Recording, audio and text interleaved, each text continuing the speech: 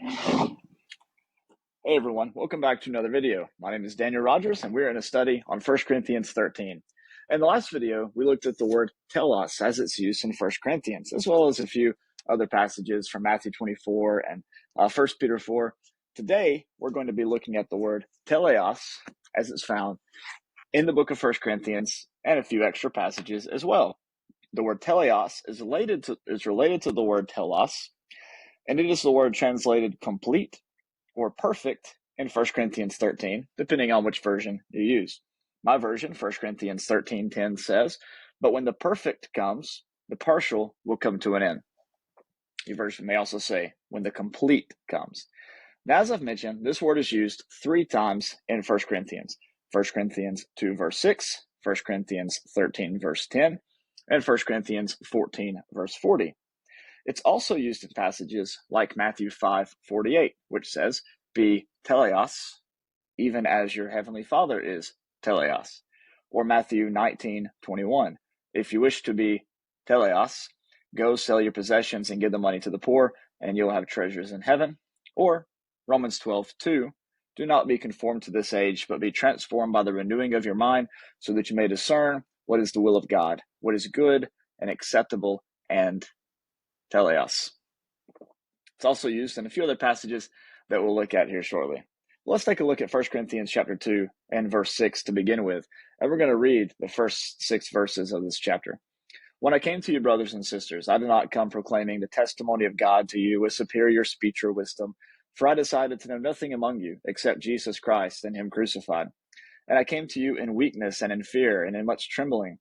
My speech and my proclamation were made not with persuasive words of wisdom, but with a demonstration of the Spirit and of power, so that your faith might rest not on human wisdom, but on the power of God. Yet among the mature we do speak wisdom, though it is not a wisdom of this age, or of the rulers of this age who are being destroyed, but we speak God's wisdom, a hidden mystery, which God decreed before the ages for our glory." He says that they speak the wisdom of God among the mature, that is, among the teleios is the word that's used there, among those who are complete, among those who are perfect, you might say. But if you keep going through this passage, you'll see some synonyms that are used, or at least some words that are exchanged in place of this one word mature. He says, for example, in verse 13, "And we speak of these things in words not taught by human wisdom." There's that same contrast he set up at the beginning of chapter 2. "But taught by the Spirit, interpreting spiritual things to those who are spiritual. Those who are unspiritual, or those who are natural, do not receive the gifts of God's Spirit, for they are foolishness to them, and they're unable to understand them because they are spiritually discerned. Those who are spiritual discern all things, and they are themselves subject to no one else's scrutiny." In chapter 3, verse 1, Paul says, "And so, brothers and sisters, I could not speak to you as spiritual people, but rather as fleshly, as infants in Christ. I fed you with milk, not solid food, for you're not ready to be fed with solid food. Even now you are still not ready, for you are still fleshly." Now, Paul's saying, we speak the wisdom of God to those who are teleios, to those who are mature. He goes on to say, we speak the spiritual things to those who are spiritual, for the natural man can't receive the things of the Spirit of God. Then in chapter 3, he says, and so we're talking to you basically as little babies because you have not yet reached that spiritual state. You're still natural. Another word he uses there, you're still fleshly, related to the Greek word sarx. So he says, I can't speak to you spiritually. I can't speak to you as an adult because you're not teleios. You're not mature. When you get there, you're not ready, but when you are ready, then we can talk on a better level. Why does he know that they're not teleios yet? Because he says, for as long as there is jealousy and quarreling among you, are you not fleshly and behaving according to human inclinations? You're debating who's better, Paul or Apollos, and who are we of? Are we of Peter or of Cephas? Who are we of? Well, in 1 Corinthians 12 through 14, they're having the same problem. Though they're filled with the Spirit, and though they have the manifestation of these gifts, they're still fighting about whose is better. They're still within competition with each other. And Paul says, hey, look, as long as you're there, you're never going to be be able to understand the deep things of God. Until you grow up in him in love, you're not going to be there. You're still natural. You're still fleshly. You're still of this age. You need to be transformed by the renewing of your mind so that you can be spiritual, so that you can be an adult, so that you can receive meat. Okay? That's the first mention of the word Teleios in 1 Corinthians. The second mention is the passage that we're in.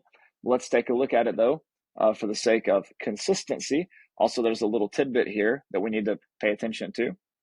He says, when the perfect comes, when the Teleios, the complete, the mature comes, the partial will come to an end. Now notice, when I was a child, I spoke like a child, thought like a child, reasoned like a child.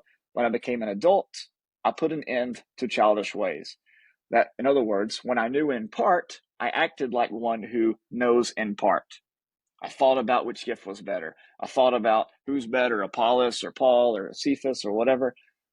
But he says, when I become an adult, I put away all those childish things. Now, go to 1 Corinthians chapter 14, the third mention of the word Teleios. This is in verse 20. Brothers and sisters, do not be children in your thinking. Rather, be infants in evil, but in thinking, be adults. In other words, you guys are fighting about which is better, tongues or prophecy. You need to cut that out. That's the mark of somebody who's an infant. That's not the mark of somebody who is a mature adult in Christ. That is not the marking of someone who is Teleios, who has reached maturity.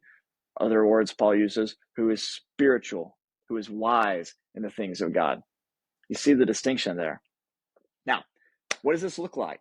Because, okay, to me, when you do this little study, it's obvious that he's not talking about Scripture. He's not talking about the completed New Testament canon.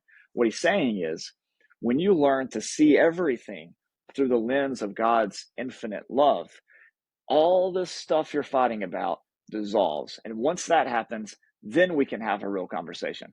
Then we can start to get somewhere, okay? Let's look at the book of Ephesians chapter 4. This passage is important because it's often seen as complementary to 1 Corinthians 13, and that Paul is discussing similar themes there. He talks about how when Jesus ascended on high, he led captivity captive and gave gifts to men, and these gifts manifested themselves in apostles and the work of the prophets and evangelists and pastors and teachers.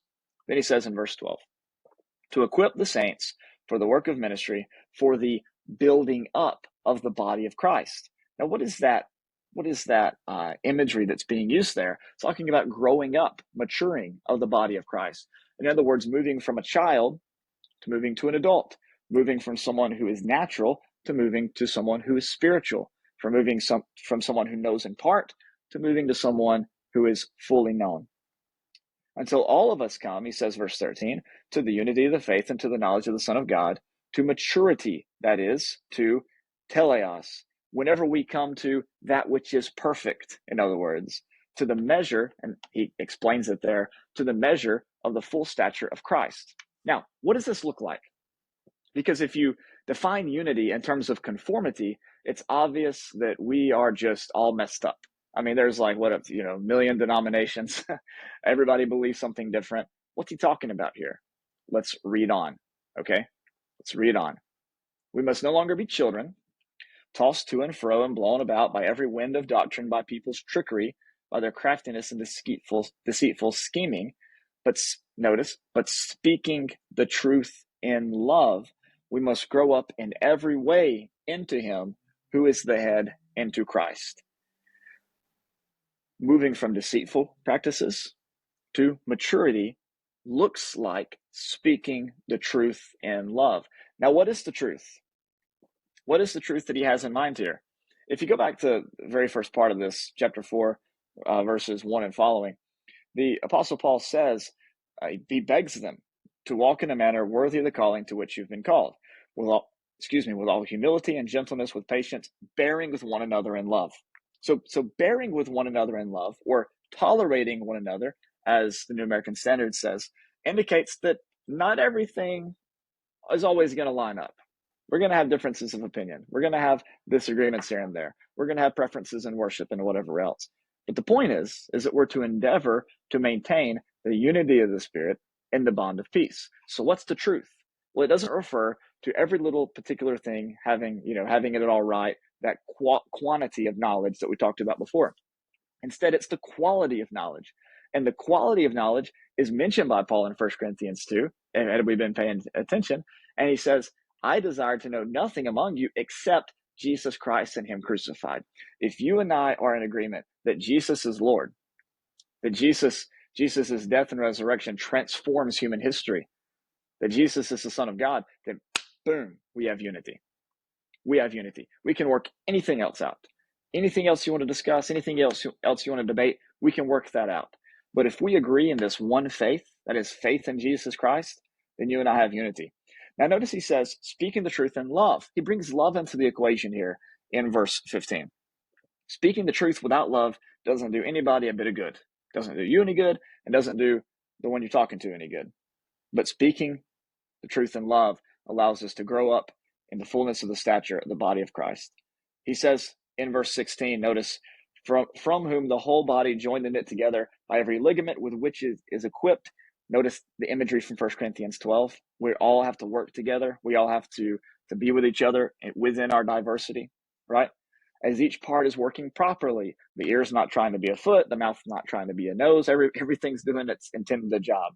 Promotes the body's growth and building up itself in, notice, in love. Back to 1 Corinthians 13. You guys are fighting about which gift is best.